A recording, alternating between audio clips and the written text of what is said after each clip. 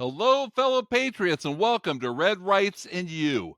I'm Tim Andrews, your guide through the perilous swamp of liberal politics, where today we shine a light on the hypocrisy of the progressive communists' manipulative political landscape.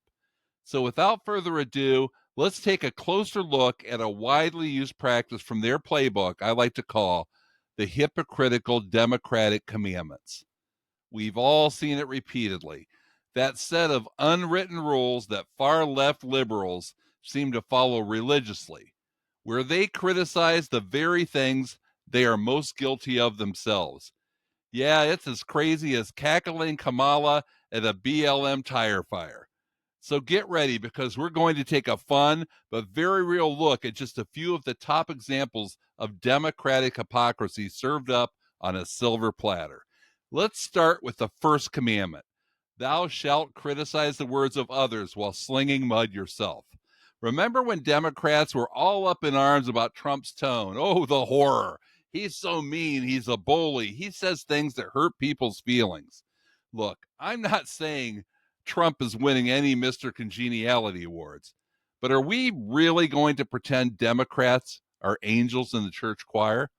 Let's take Exhibit A, Nancy Pelosi. Remember when she said Trump was morbidly obese? Wow, real body positivity there, Nancy. But wait, it's not bowling if you're on the left, right? Or Robert De Niro, oh, dear Bobby, who spent the better part of 2018 and just recently going on TV saying, fuck Trump. Not exactly poetry, but hey, at least he tried to sound passionate. And how about Kathy Griffin? I know, I don't really know who or what she is either, but play along with me here. She was so outraged by Trump's rhetoric, she decided the best way to express her opposition was to pose with a bloody, decapitated Trump head. Totally not violent or hateful, right? But the best part, all this is coming from the supporters of the Harris Walls Hope, Joy, and Good Vibes Party. The same people who tell us they want to heal the nation and fight for kindness. Maybe they just need a big warm group hug. Now for the second commandment. Thou shalt hate the wall while living behind walls. Raise your hand if you've ever been told that walls are racist. According to our friends on the left, having borders is a hate crime. Enter stage left, Nancy Pelosi and Chuck Schumer, who fought Trump's border wall tooth and nail. A wall is a symbol of hate, they cried. But funny enough, Pelosi's own mansion has walls higher than my hopes for bipartisan unity. And Chuck Schumer? Well, he's got security tighter than Fort Knox. Apparently, walls are cool as long as they're guarding their front lawn, not the country's borders. Hypocrisy much? Oh, and let's not forget the big one. Thou shalt condemn hatred while openly spewing it. This is my favorite. They hate Trump because of all the divisiveness and negativity he brings to the table. Yet these same people, the peaceful, unity-loving folks, have been spotted on Facebook and Twitter wishing for Trump's death. Take Keith Olbermann, who casually tweeted that Trump should be eliminated. Eliminated? What is this, Mortal Kombat? You can't wish death on someone and then claim to be for peace, Keith. Or how about the time Bette Midler tweeted that she hoped Trump would be stabbed? A comment that cuts deep from such a kind woman. And all of the loving, sweet souls offering up their generous, I would love nothing more than to watch him draw his last breath, or we should have hired a Marine sniper to take that shot comments. Or the countless hateful and barbaric memes involving Trump. But hey, that was done in a joyful way, right? So what if they call him Hitler and the Antichrist and say he was a threat to democracy? At the very least, it incited two shooters so far to try to take his life. Maybe that's what they mean by the party of hope. They've tried everything else, and now they just hope somebody kills him before he wins back the presidency. Ah, now the piece de resistance of the democratic hypocrisy. Thou shalt defund the police while dialing 911 in a panic.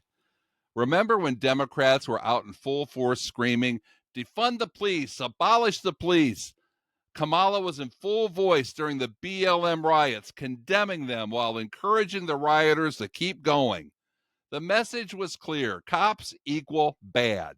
But then, funny enough, some of the very same politicians who led the charge against law enforcement suddenly felt very differently when their safety was on the line. Take Mayor Lori Beetlejuice Lightfoot from Chicago. She was one of the loudest voices for defunding police, but then ordered extra police protection for her own home. Gotta love that self awareness. And finally, no list of hypocrisy would be complete without talking about the climate crusaders. Thou shalt lecture the world on climate change while flying private.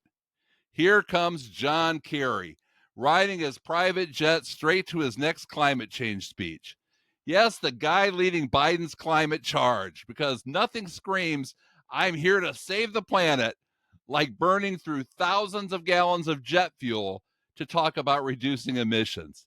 And let's not forget Al Gore, who still keeps that mansion of his running like it's powering a small city. But don't worry, he bought some carbon credits. That'll balance it out. So there you have it, folks. Today's edition of the Hypocritical Democratic Commandments. They say one thing and do another, and then accuse Republicans of being hypocrites and liars, and they do it with a straight face.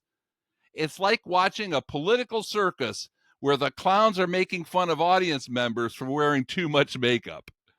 Thank you for joining us on Red Rights and You. If you enjoyed today's show, hit that subscribe button, share it with your friends, especially the ones who need a good laugh at the hypocrisy. Please join us next time, and remember, stay the course, stay strong, and stay patriotic. God bless you all, and God bless America.